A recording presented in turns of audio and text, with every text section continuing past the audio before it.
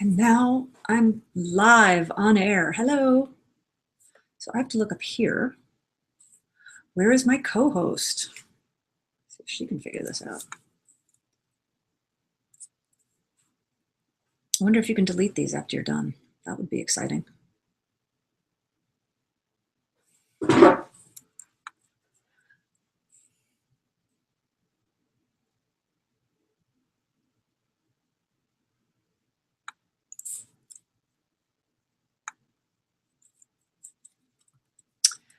That's not it. Nope. Nope. I'm checking on Facebook.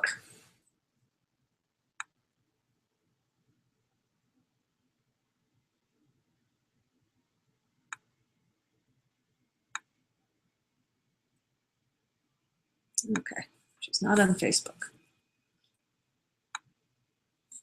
Okay, let's go back over here.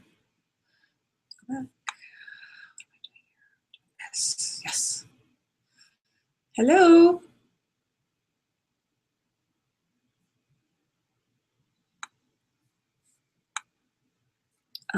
What's the link here? I think this must be it. Let's try sending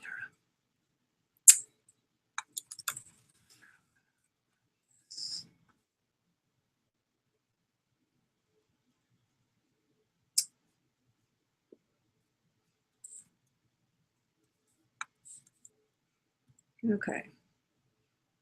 This is the world's worst podcast, but my hair is looking fantastic. Okay.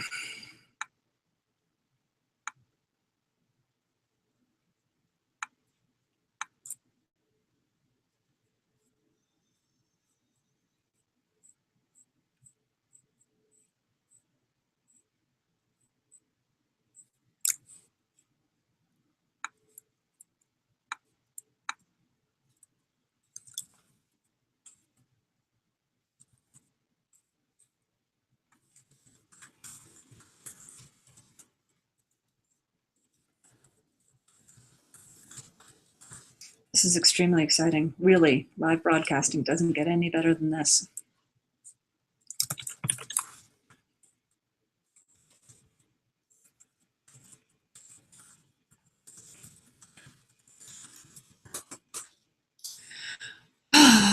Tune in, watch somebody type.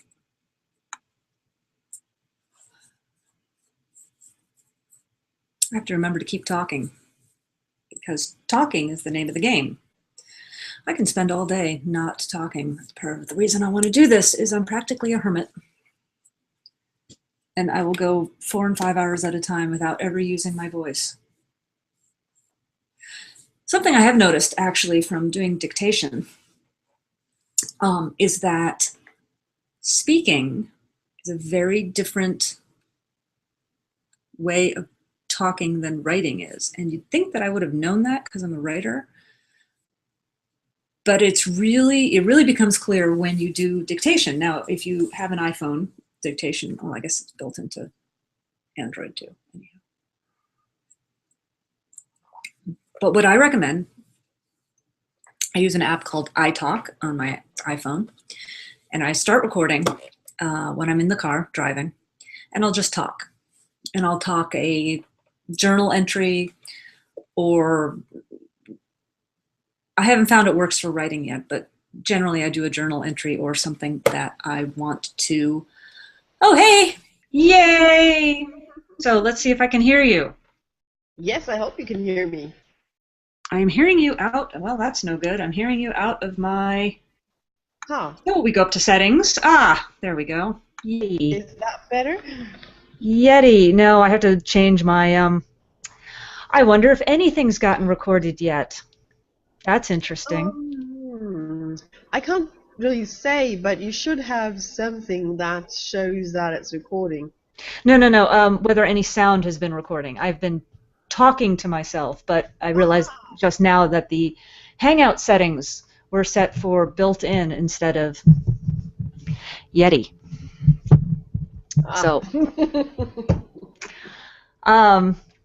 So I was babbling to myself about dictation. Anyhow, Hopefully, I have set this to basically private. I think you and I are the only ones who should get this. The app didn't load? What? No. What Oh. didn't load? I'm just getting an error message. Let's see that. It just put you into full picture. That's fine with me. I don't know which app it was talking about, but Yeah, I'm gotta say, so far I'm not a fan. There's got to be, well, and this is the easiest way of doing it. So yeah. And I just don't like wearing these, and I hope you're not getting an echo, because I really hope this microphone is picking up just me. well, I've been asking people, so so far it's been sounding good. yeah, it's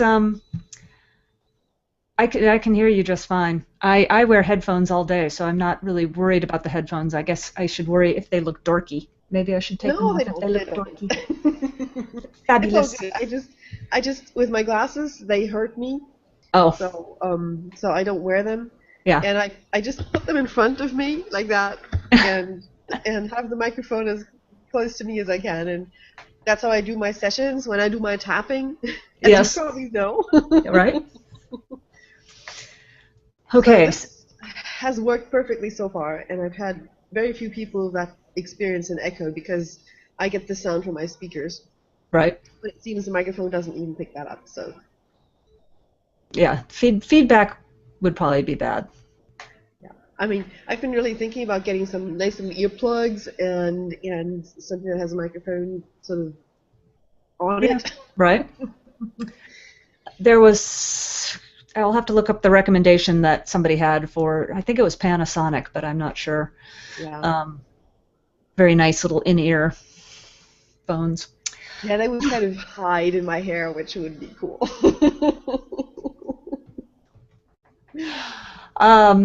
Okay, so I don't know what you have to do with one of these things, like with music or with, I started watching one video podcast, and I find it much more difficult to do because you have to watch it, and it's hard enough to get me to listen to something. So what I often do is I actually listen to podcasts and don't watch them. But there are some people who are visual and they love seeing people while they're talking. Plus, we could actually that's part of the stuff you can do. right. I think it is possible to show to screen share, which means you can show diagrams or PowerPoints while you're doing the podcast. I haven't really played with that yet, but it would be nice to be able to do that. I need to remember to turn off everything else on my computer before doing this. I have tons of stuff open, so. Yeah, I know. Well, did you hear that little ding? That was me getting a message. Oh, okay, good. I didn't hear that. Because you were wearing the headphones, and it's not being picked up by the microphone. Oh, okay. Gotta say, that's the sad thing. If someone messages me on Facebook now, you'll probably hear it. Oh, yes, okay. All right. Okay, so I think I set this for an hour because I've noticed that most podcasts are about 45 minutes to an hour. And I'm having trouble remembering to look up here instead of at the pretty picture. That's when I do Skype. Yeah. I put the picture right below my camera in the upper right-hand corner where I have my camera. So that's when I'm looking at the picture of the person I'm talking to. It is very close to looking at the camera. What? I can't really do that with Google, unfortunately. We can't take the pictures and show them around, which would be really kind of nice, but it ain't happening. Yeah. Okay. So, so let's see. So most of these seem to have stupid records. Most of these podcasts seem to have, let's put that back down, a format, which we haven't discussed. They have music, which we haven't discussed. And I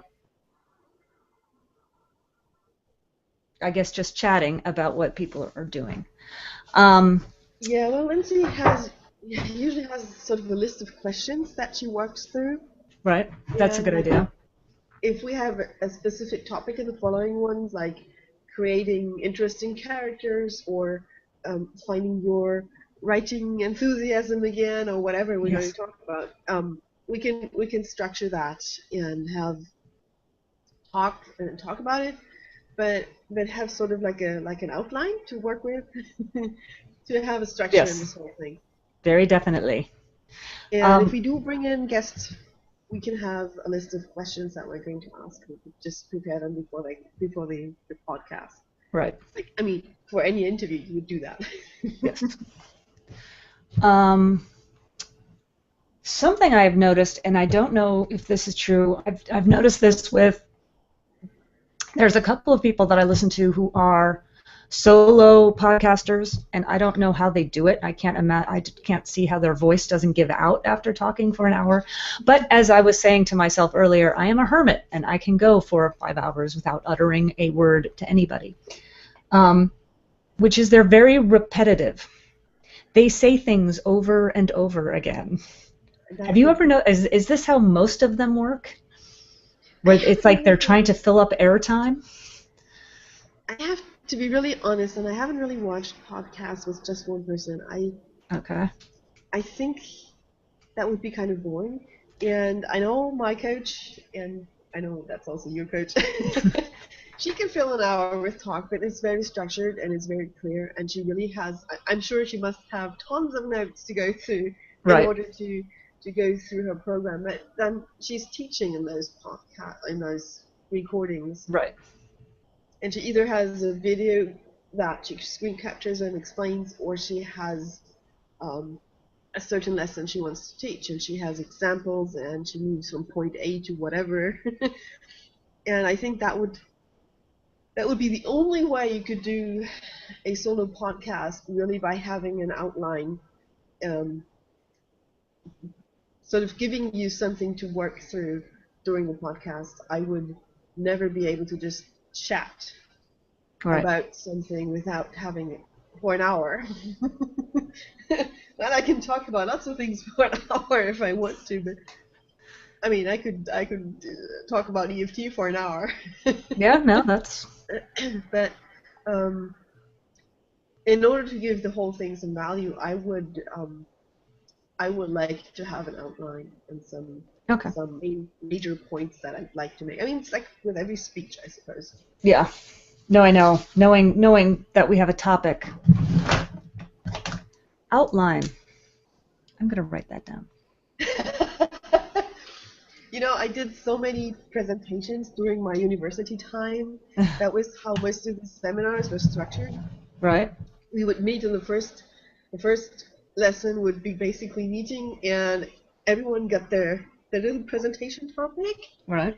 And then with luck, we had 2 weeks minimum, but yeah, usually more, to prepare that and to have some material and to present for at least an hour. And I'm so used to doing that. I always did just some outlines and talked with the help of outline, and I'm really used to that. So it's not anything scary. Okay. I can do that, but I need an outline. Okay. No, I'm. That's good. Okay. So what are we at here? Oh, 14 minutes. Okay. Do they have a minute thing on here? I guess they don't. Boy, you'd think they'd really want to. I don't think they do. I do everything in Windows, and I have a little analog clock in the corner of my screen, so I always know what time it is. Yes, that's true. I don't. Duh, there's a clock up there. If we start right at 9. I also don't understand how, like, currently this is attached to my account. Yes. I have the feeling we wouldn't want to do that, right? I think that's okay. It might be possible that you can make me a co-presenter, Okay. which will give me possibly maybe some more settings. I don't know. Right. Well, let's see. Let's let's let's see about that. Okay. So control room. That's exciting. No. Nope. That's for ejecting bad actors, and so far you're behaving yourself, so that's cool. Recommended app, draw. Ooh, so I can draw? Yes. Wee! Wee! I'm 2 years old. Okay, how do I get rid of that now? That's cool. It probably Okay, has good. it. Go away, app. That's very cool. If you do role-playing games, you can start drawing them out. I've done that. How do I make this go away now? Where did I bring this up? Damn it. Oh, I freaking hate you, Google Hangouts. Oh yeah, that's true. I didn't oh there. Yes, good. Okay. I didn't oh now it's gone altogether. Cool. I didn't plan for like explicit or anything, but I do admit that I sometimes use bad language. I try not to because it sounds very differently than it writes, but sometimes I do. I do try to not do it either, but sometimes I say something like freaking war. My excuse is that I went to an all-girls Catholic high school. That's my excuse, and I'm sticking with it. Shoot, I just noticed I'm moving back and forth. Is my voice going in and out? No. Okay. No, you're fine. All right. Oh, okay. So wait, here's Hannah. Is there some way share controls? Did that change anything for you? Not really, but Oh, I invited Frauke. I didn't invite Hannah. that's the problem, and I Oh, okay. I have the password for Hannah memorized because I've been on Google Plus so much in the last couple of days and weeks. Okay, that's a topic. That is a topic to talk about because Google Plus dismays and frightens me, and I don't understand. I can barely figure out how to use Facebook as a tool. Google Plus, as far as I can tell, the only people who use it are my friends who work at Google. And now that one of my best friends no longer works there, it's like, why do I need to go over to Google Plus? I don't need Google Plus. Yeah, it's like, I mean, my first social medium is Facebook. It's just the one that I understand. It's where I'm most active, and that's the one that I enter first when I turn on the computer. The next one I go to is Twitter, and I'm learning. I'm a Twitter girl. I love Twitter. Yeah, I'm learning to have fun with it, so I really enjoy it. But I do that with Hannah. I don't really do that a whole lot with Frauke. Okay. And Google Plus is the third I go to, and the friend just persuaded me to get a Tumblr account. So my daughter loves Tumblr. My daughter is all over Tumblr. I should have her on as a guest to explain Tumblr from the teenager's point of view, because wow. Perfect, because I mean that's a whole generation of readers we could possibly potentially reach through Tumblr, and the stupid itch in my nose. And yeah, I know. That's why I'm like, video casting, really? I really think this is just real life. I'm being authentic. Yeah. But yeah, that would be awesome to have someone to explain Tumblr. That's and Wattpad. That's what I want. I want an explanation of Wattpad.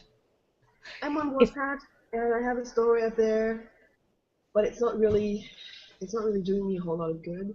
Mm-hmm. I know that Lindsay Worker has been doing really well on Wattpad, and I think she used it as a launching place for some of her series. Is it especially good for YA? Or does she write YA? I don't know what she writes. No, she doesn't. She does mostly steampunk, but Oh, okay. yeah, it's I heard the best description of steampunk recently, which is a writer's idea of a cool environment. Apparently, most people can't sell it to save their lives, but writers sure dig it a whole bunch. yes, and I have to admit, I've come to enjoy her stories. She has two different series in steampunk worlds, and they look so much alike that I almost thought they were the same. Oh, But then I realized no, they're not exactly the same world, but very similar. So basically, I kind of like the environment. I mean, I like the whole idea of machines and possibly fantasy. You can have fantasy, you can have magic and steampunk, right. which is rather cool, I think. And you can have machines, and you can have weird stuff, and you can just really go wild in a way that you can't do in let's say classic Tolkien fantasy. Right. So I think steampunk is great fun to write. I haven't done it yet, but I totally get why it could be interesting. Um, There so, was so one, anyway, there was yeah. one steampunk romance series I started. I don't remember the author's name, but I think after book 2, it was clear that she was just going to drag the romance out. Yeah, well. And I said, "Yeah, okay, I'm done." These people can't decide that they want to be together. Fabulous. Yeah. I don't. Yeah, it shouldn't be romance then. I really Yeah. think. I mean, and she does it in a really smart way. I mean, she has. I think she's writing book 9 right now in the whole series. Um, it was originally supposed to be 6, and the 6th one sort of grew until she had to split it into 2. Wow. And then readers demanded more, so she wrote another one, and readers demanded more, so now she wrote another one. But the first 6, sort of 7, they are a unit. Oh wow. Oh wow. And they're basically adventures. The team she's building there, the team solves riddles, mysteries, and they do get solved at the end of each book. And she has a romance that's building through all 7 books very gradually. And Oh, I okay. love that. That is Yeah. really, she's done that really well. It really keeps sort of this undertone of romantic interest alive, and it's growing just a little in every book, and I love that. She's done that really well, and it's fun to read. It has the adventure plus the little love interest getting through it, and she resolves that very nicely. I must say that's one of my favorite scenes. Okay. They finally get each other, and they end up in the bedroom together, and she's done that.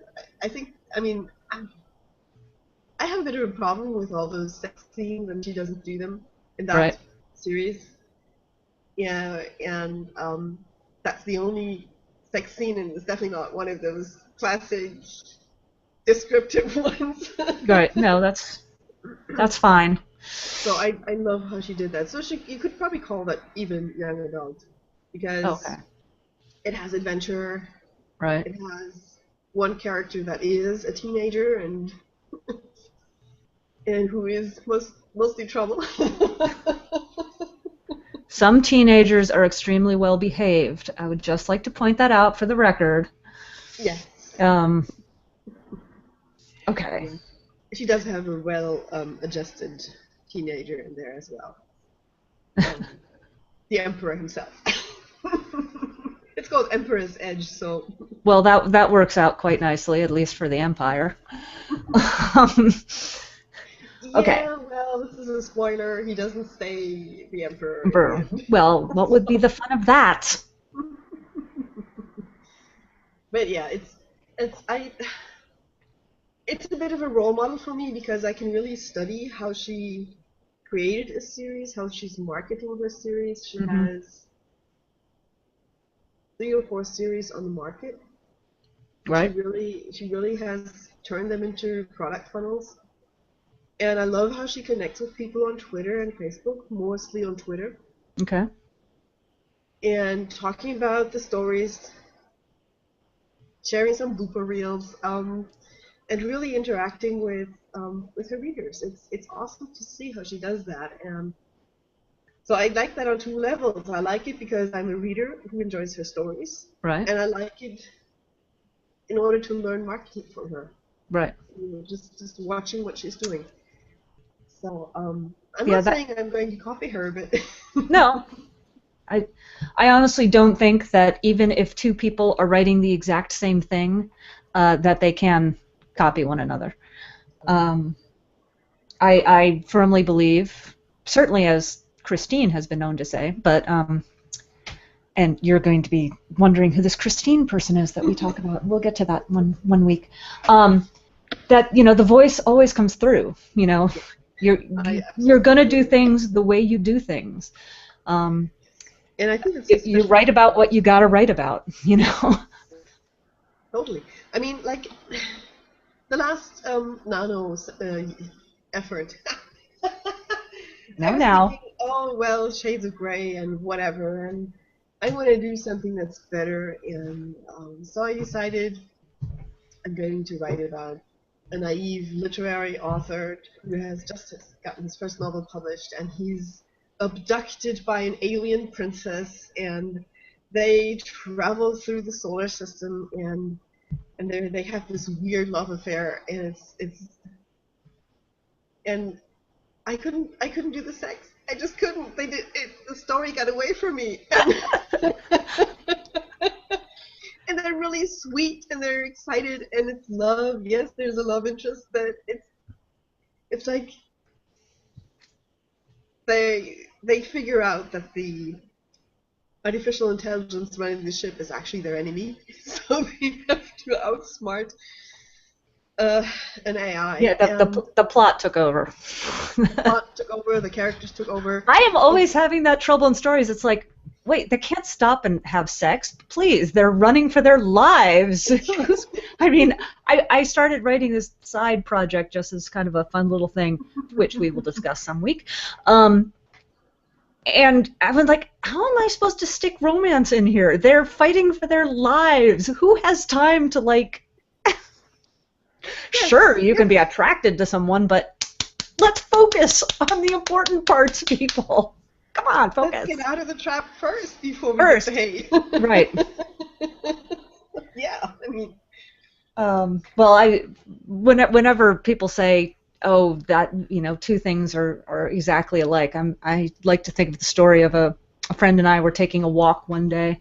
We were up in Seattle, and she told me about a story she'd read in the paper about a woman opened a suitcase that they were going on a trip, and she put her hand in a side pocket in the suitcase, and she found a ring, that her wedding ring that she had lost like 5 years before, and there it was.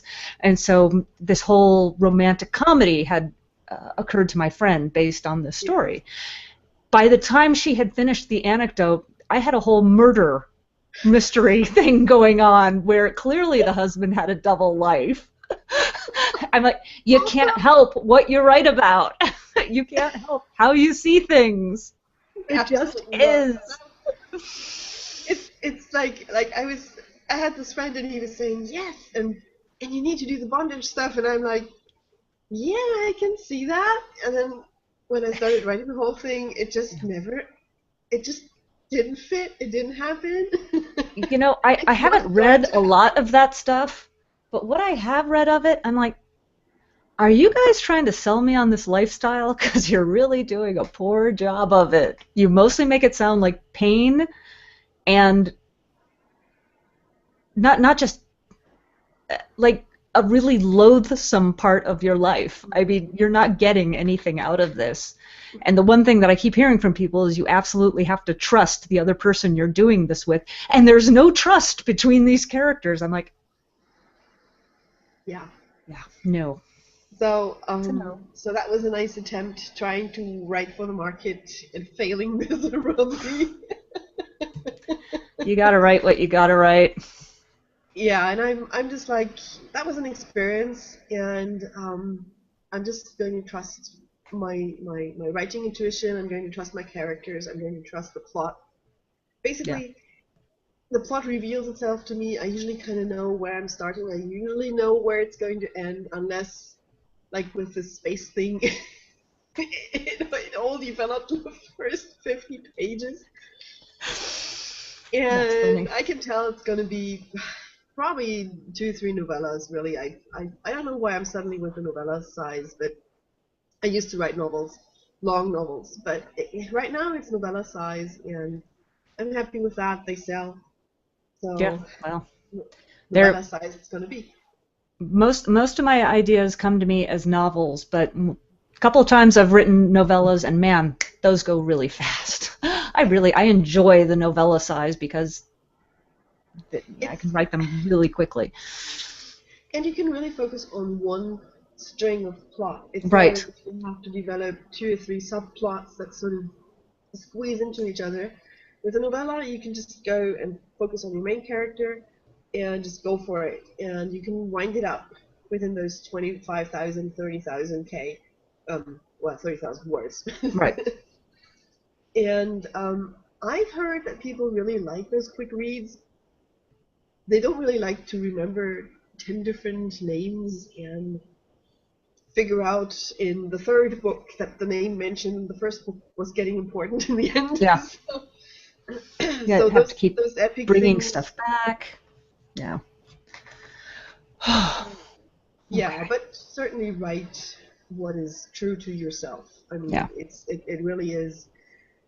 I have this perfect murder weapon, and I never managed to write a mystery with it because I don't have the structured mind to create all these red herrings and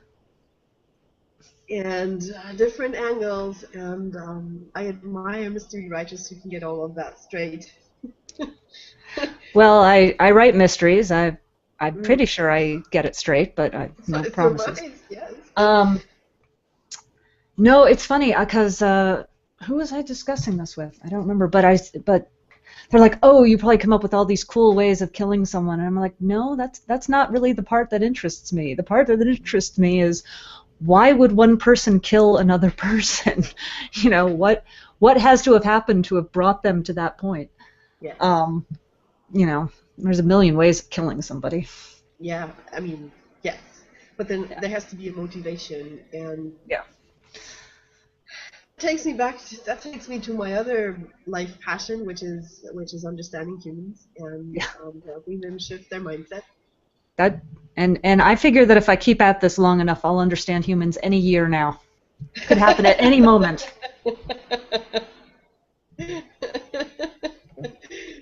Or, I or as my therapist says, guaranteed lifetime employment. He doesn't worry about ever not being able to pay the bills. Yeah. Well, I come at it from another angle when I coach. I mean, I help people shift their mindset so they can, well, refrain from murdering someone. No, I haven't had clients like that at all. But just so they can start looking for solutions rather than see problems, so they That would can. be a good topic. Therapy versus coaching. When do you need which one? Yes. Write that one down. Well, I think there's no clear-cut border between the two. I mean, they're borders defined by law, but they're not really borders Right. defined by what people need. I would, but yeah, let's take that into a different topic. But Okay. um, I really, really like to see how people think and how that thinking has been shaped by experiences, by how they grew up, by how their family works, by how the background is in the society, but also with the. I mean, there's this whole family energy, which is kind of rather mystical, but I've seen it happen and I've seen it at work. Mhm. So a person is not only influenced by what he or she learns in his or her own life, but also by what has affected the family. Mhm. So that like you don't just inherit your genes, you also inherit a lot of The life habits, stories. thought patterns, life stories, Yep. trauma. It took me years to understand that, yes, in fact, I was living out my mother's traumatic upbringing in Depression-era Ireland. And Yeah. it's, you're not living there, Diane. You don't have to keep living like that. But it took me a very long time to understand that. Yeah. And I love the EFT tapping that I do because it can absolutely release that kind of energy. It's a fast way of helping people shift out of that kind of energy and Right. really come into their own and stand in their own life and power. That is absolutely fascinating. And I mean, everyone needs it, but I also think there's always something that drives authors to actually write, to put their thoughts into words onto paper. Right. And I don't know what that drive is, but I think it has to do with something that needs to be written out. Mm-hmm. It could be pain, it could be just the wild imagination, it could be, Right. I mean, for about 5 or 6 years after I really started writing a whole lot, yeah, about that time I started doing my coaching training, and we looked at relationships and families and all that, and it suddenly struck me that in all the stories I've written, I either killed the mother or never had it there. I mean, I was writing stories without mothers. Right. It was really funny. I mean, my characters were mainly orphans or half orphans. Right. And then I took the time to really work on my relationship with my mother, which was a little difficult. And then I realized I was starting to put mothers into my stories, which was really kind of funny to see. Oh, wow. So there's certainly there is a connection between your own life and the stories that you write. Yeah. Well, there's a reason that for all of their weird messages, fairy tales have stayed with us for so long. Oh, absolutely. There are some absolute life metaphors in there that really speak to us today. And we repeat those stories in our own fashion, I believe. I mean, I need to look that up, but someone said there's only like 5 different plots ever. Yeah. Well, somebody else, because how else are you going to sell somebody on your weekend seminar for $4.99 if you order now? Was that there are 2 plots. There's ghost stories and what was it? Ghost stories and murder mysteries, I think. In ghost stories, something happened, and whatever it was is going to come back to haunt you. Mm-hmm. And in murder mysteries, somebody does something and is trying to hide it. I will have to look this up. But basically, all stories, like in a love story, these people want to get together, but there's something in the past that's keeping them from, that kind of thing.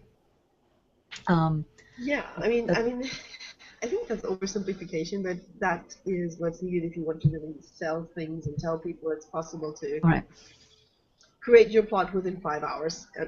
Yeah. Write your bestseller in a weekend. Oh my God, there are so many. Wow. There's somebody who I think it's a she. I don't know. She is trying to remain anonymous, but she has made quite a splash on the K-boards. She's doing very well for herself, evidently has a number of series. And she will outline several books in a day and a half.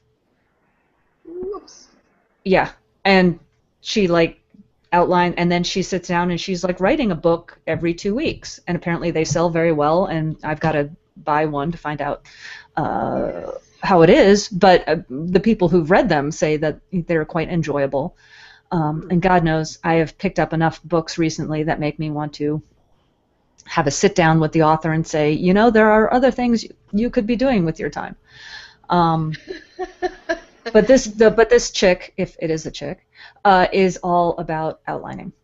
And that would be an interesting topic for discussion, because Outlining would be very interesting. I desperately want to be an outliner, a plotter. To me, Yeah. that works. I just have never written an outline that I've stuck to. I mean, there was one outline I worked out, and I was like, this is going to be so good, and I know the giant sequence in the middle, everything. And when I finished the book, I said, that giant sequence in the middle, yeah, that's got to go. 15,000 words.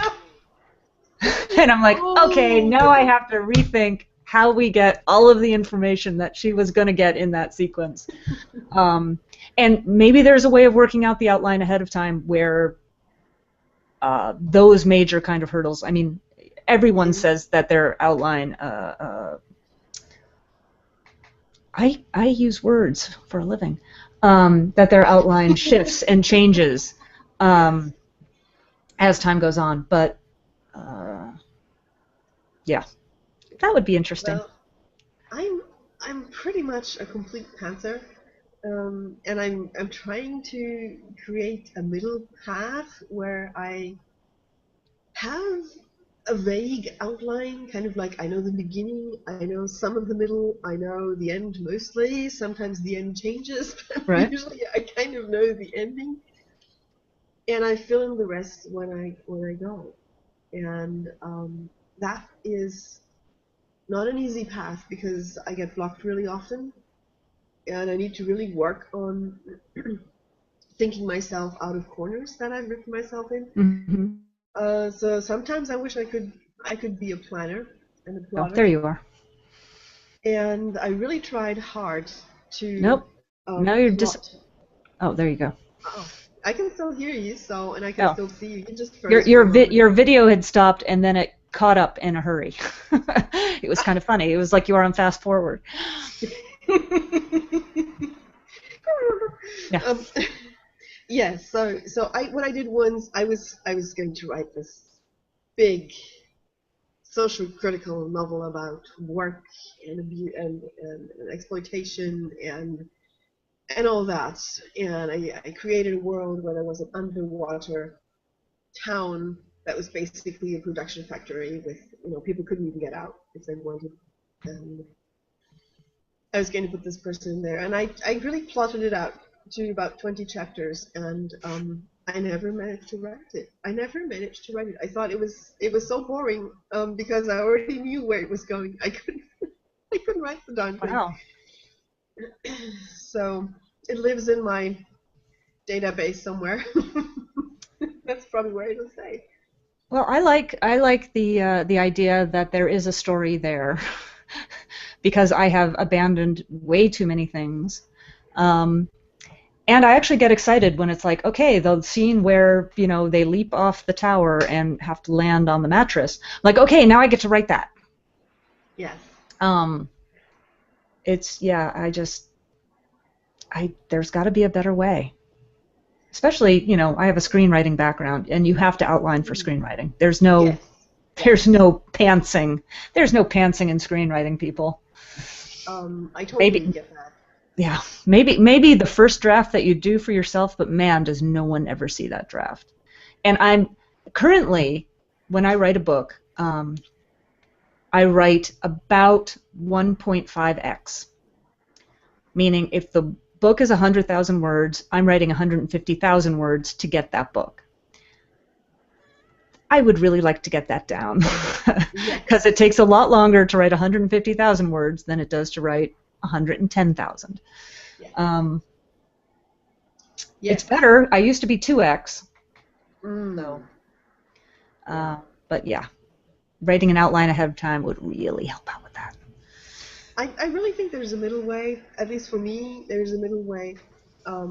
What I do is, and I do that in the same file that I write. I still write in a simple Word. Well, I write in LibreOffice because I can have a LibreOffice portable with me and write in different places. And I just have this little kind of cute little USB thing, and I have LibreOffice on there, and I can plug it into any kind of computer and write. So what I do is I have my file with all the text on it, and then I have my plot points just at the bottom of the whole file. And once I work out one scene I delete it from my plot area, so the plot points get less and less and less as I fill out the story. But that really helps me to stay on track and to keep track of these idea flashes that I get. Oh, maybe I should send her away to throw a spanner into their love interest story. And here's how I can do that. So yeah, I kind of put those ideas in there. So I have a really rough plot, and I used to write all over the place, but I've grown into usually writing from the beginning to the end. Mm-hmm. When I started out, I used to write just those scenes that I had in my head, and then I needed to fill in the in between stuff. That was kind of hard at times. But you never want to write the boring stuff. That's the stuff you want to leave out. Yeah, I think you should leave it out. Yes. Well, there were times where I'm like, how do I get them from point A to point B? And then one day I said, you know what? Just have them show up at point B. Let the audience figure out how they get there.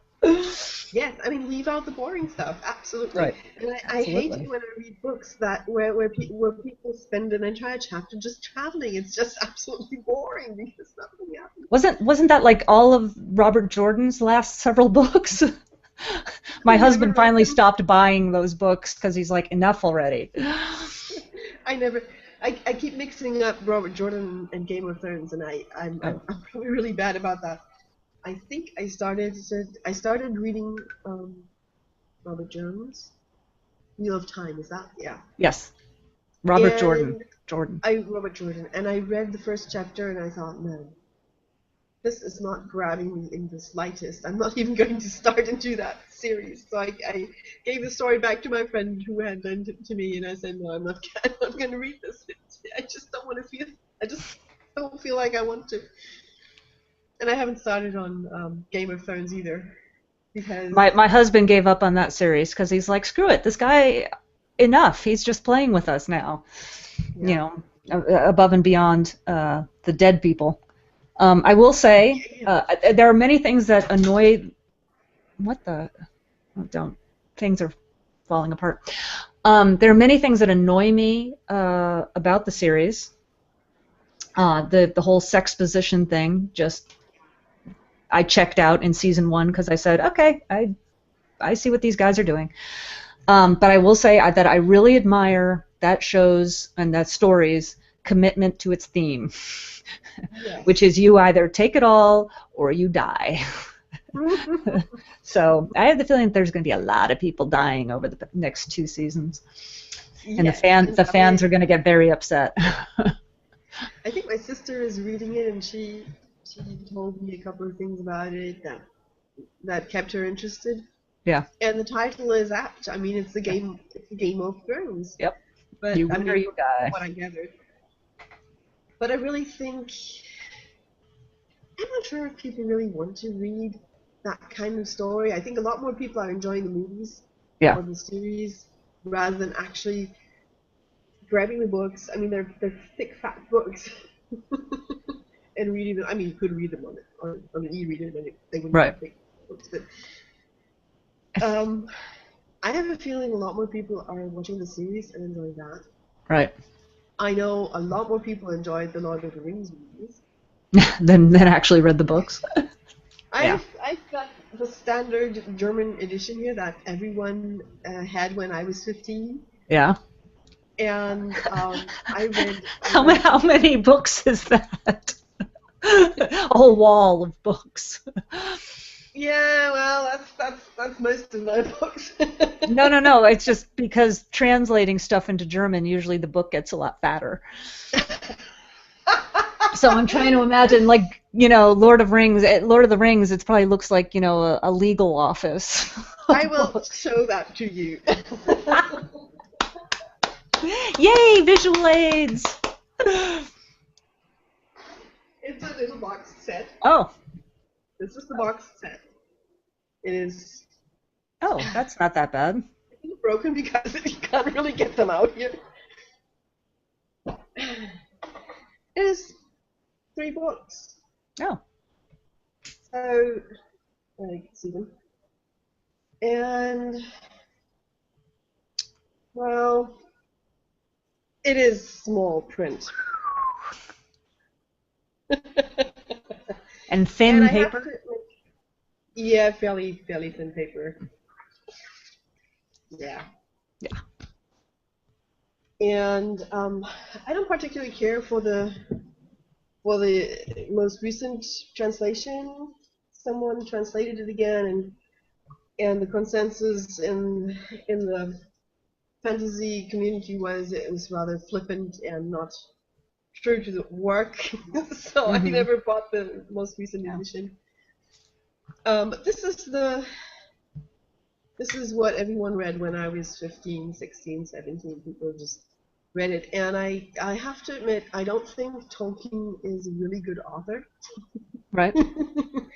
Because he does get completely lost in descriptions. There's stuff in those books that doesn't do a thing for the story. And a lot of it got lost on the way to the movie adaptation.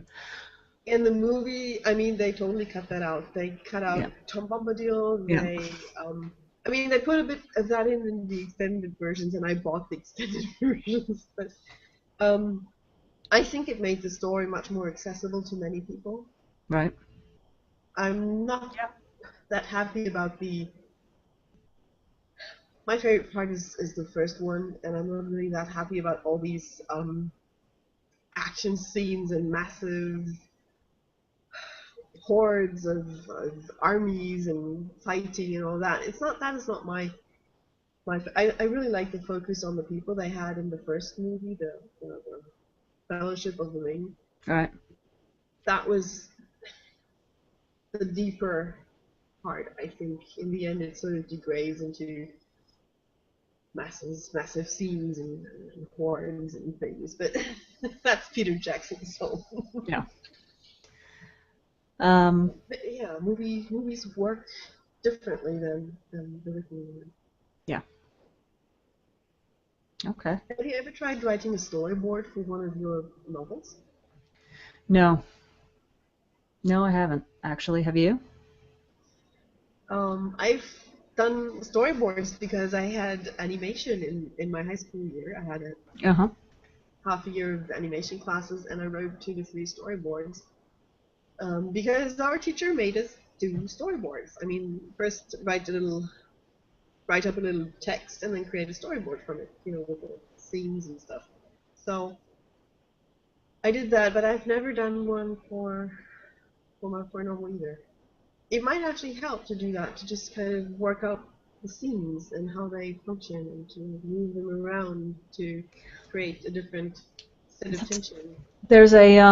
There's a great series of posts by Sean Coyne, who works with Stephen Pressfield, called The Story Grid, which I will put on the list of things to talk about. Brilliant way of analyzing not necessarily with storyboards, but how to look at the various scenes in your book and the flow and what the bigger picture. I will have to And I do have look at that. Save the Cat somewhere. Oh God, the book that has destroyed Hollywood. Is it Yes, it hated has. by screenwriters? Because everyone loves, and God knows I have. I mean, I went to USC Film School. Everyone wants a prescriptive way of creating a story. Yes. And often they mistake, and here we are talking about outlines, they mistake the map for the actual journey. Save the Cat is so prescriptive that people are like, great, now I know how to put everything together. And it's like, no, you know this one map. So, everyone is looking for, what's your initial image?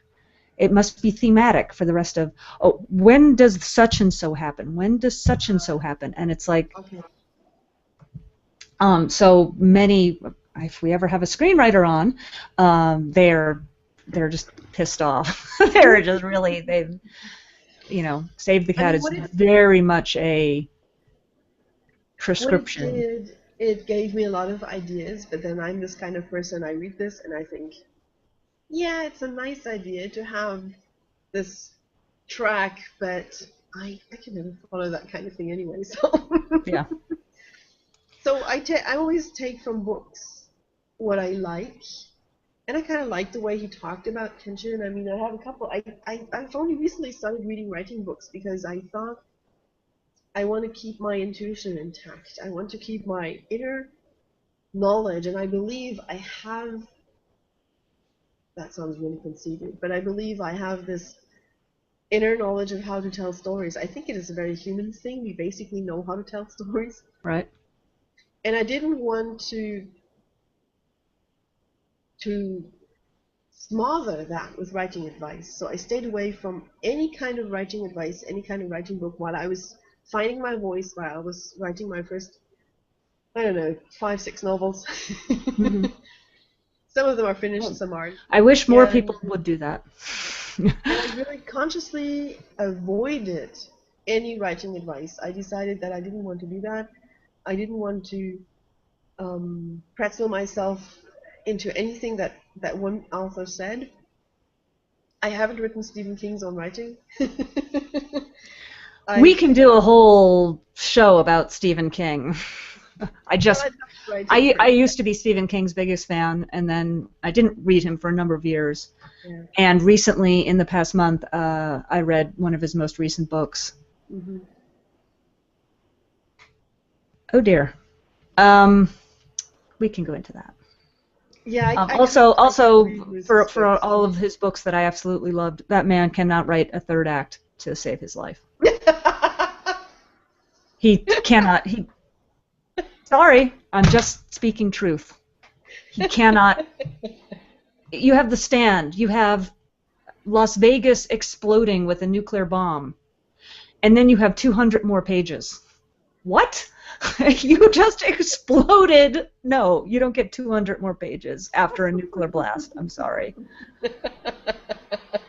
But I'll put that on the topic list. Yes. Okay, it has been an hour. In fact, I need to run off to my next Google Hangout. Yes. Because that's what I do. I do Google Hangouts.